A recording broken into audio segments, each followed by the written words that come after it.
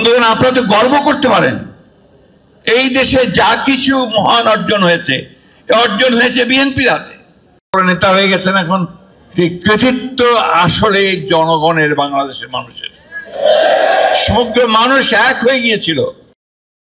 যে গ্রামের কৃষক, কারখানার শ্রমিক, অত্যন্ত আধুনিক মেয়ে, স্টুডেন্ট লিডার অথবা ছাত্রী, ইউনিভার্সিটি ছাত্রী, আবার হিজাব পরা, বোরখা পরা ছাত্রী, সব মিলে শিক্ষক শিক্ষয়িত্রী সব মিলে আমরা এক হয়ে গিয়েছিলাম, তাই না? একটাই মাত্র আমাদের লক্ষ্য ছিল যে আমরা একটা গণতান্ত্রিক বাংলাদেশ চাই। কথাটা খুব স্পষ্ট, এখানে কোনো রাগঢাক নেই। আমরা একটা লিবারাল ডেমোক্রেসি চাই, আমরা একটা উদারপন্থী গণতন্ত্র চাই। কারণ এর জন্যই আমরা 1971 সালে স্বাধীনতার যুদ্ধ করেছিলাম। সেদিনও প্রায় 30 লক্ষ মানুষ শহীদ হয়েছিল, আমাদের মা বোনদের নষ্ট হয়েছিল। সেই কথাগুলো আজকাল কেউ উচ্চারণ করে না, কিন্তু সেটাই ছিল আমাদের ভিত্তি। সেই ভিত্তিটার উপর করেই আমরা কিন্তু সামনের দিকে এগিয়ে আজ পর্যন্ত এইখানে এসেছি। অনেকেই হতাশ হয়ে যাচ্ছেন আপনারা, আমাদের নেতাকর্মীরা অনেকেই হতাশার কথা বলেছে, দুঃখের কথা বলেছে, কথা বলেছে।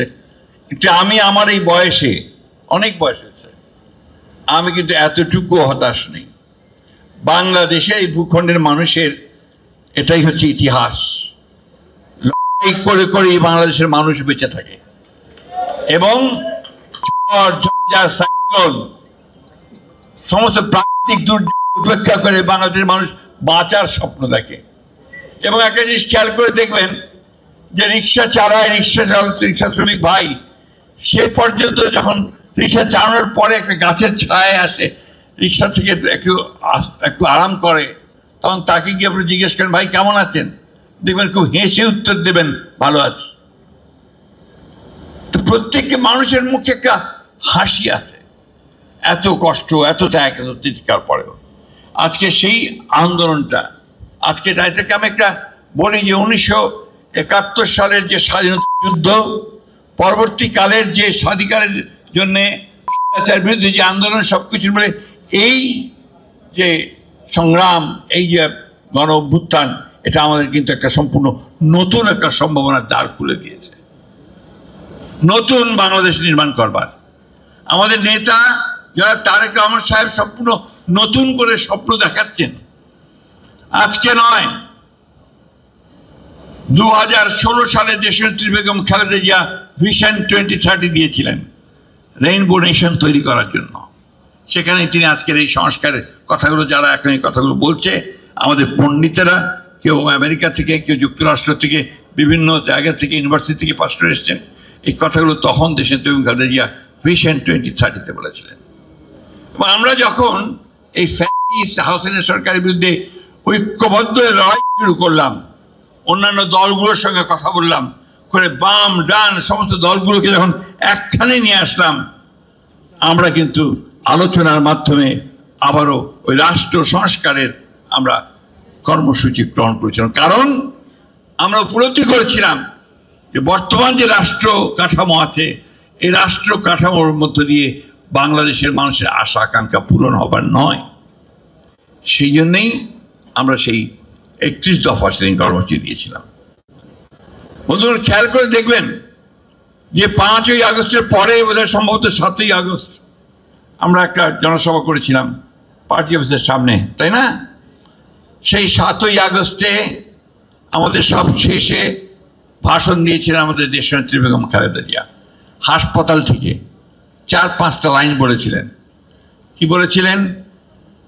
যে প্রতিশোধ নয়, হিংসা নয়, বন্ধুত্ব, ভালোবাসা, সৌহার্দ্য নিয়ে আমাদেরকে আবার নতুন জাতি গঠন করতে হবে। আমাদের নেতা তারেক রহমান সাহেব ওই একই কথা বারবার বলেছেন যে আসুন আমরা ভুলে যাই, আমরা নতুন করে আবার স্বপ্ন দেখি এবং সেই স্বপ্নকে বাস্তবায়িত করি, একটা সত্যিকার থেকে সমৃদ্ধ বাংলাদেশ গঠন করবার। বলেই থেমে থাকেননি, তিনি প্রতিনিয়ত কাজ করছেন যে কিভাবে বাংলাদেশের এই একদম ফোকলা হয়ে যাওয়া অর্থনীতি, চুরি ডাকাতি করে লুটপাট করে যাকে শেষ করে দেওয়া হয়েছে, তাকে কি করে টেনে তোলা যায়। তিনি প্রতিদিন কথা বলছেন অর্থনীতিবিদদের সঙ্গে, দেশের বাইরের যারা প্রখ্যাত অর্থনীতিবিদ আছেন তাদের সঙ্গে তিনি কথা বলছেন। কি করে গ্রামের আমার সেই খেটে খাওয়া মানুষগুলোকে মুখে একটু হাসি ফোটানো যায়, তার জন্য সেচের ব্যবস্থা, বীজের ব্যবস্থা, পানির ব্যবস্থা কি করা যায় তার জন্য তিনি কাজ শুরু করেছেন।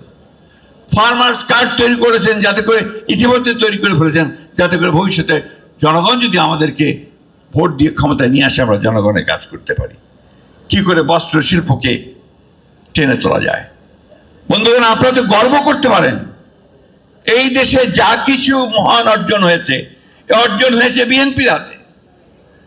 কারণ 1971 সালে যে স্বাধীনতা হয়েছিল, বাংলাদেশে যে স্বাধীনতা ঘোষণা করা হয়েছিল, সেদিন যিনি ঘোষণা করেছিলেন তিনি আমাদের দলের প্রতিষ্ঠাতা শহীদ প্রেসিডেন্ট জিয়াউর রহমান। আপনি গর্ব করতে পারেন যে একদলের শাসন ব্যবস্থা বাংলাদেশ থেকে তাকে সামনে নিয়ে এসে যে প্রথম যে রাজনৈতিক সংস্কার করা হলো, একটা মুক্ত একটা রাজনীতি, একটা বহুদলীয় গণতন্ত্র, এটা কিন্তু শহীদ প্রেসিডেন্ট জিয়াউর রহমান হয়েছিল। সেদিন তিনি সমস্ত সংবাদপত্রগুলোকে স্বাধীন করে দিয়েছিলেন। এই যে আমাদের ভাইরা আজকে এখানে এতজন আছেন, একটা ছিল না, সব বন্ধ করে দিয়েছিল শেখ মুজিবুর রহমান। মাত্র 4টা সরকারি পত্রিকা চালু ছিল, মৌলিক অধিকার চলে গিয়েছিল। এই কথাগুলো বারবার বলতে হবে, কারণ ওই তারা এই দেশকে ওইভাবে বরাবর চিন্তা করেছে, দেশকে তারা এইভাবে গোলাম বানিয়ে রাখতে চেয়েছে।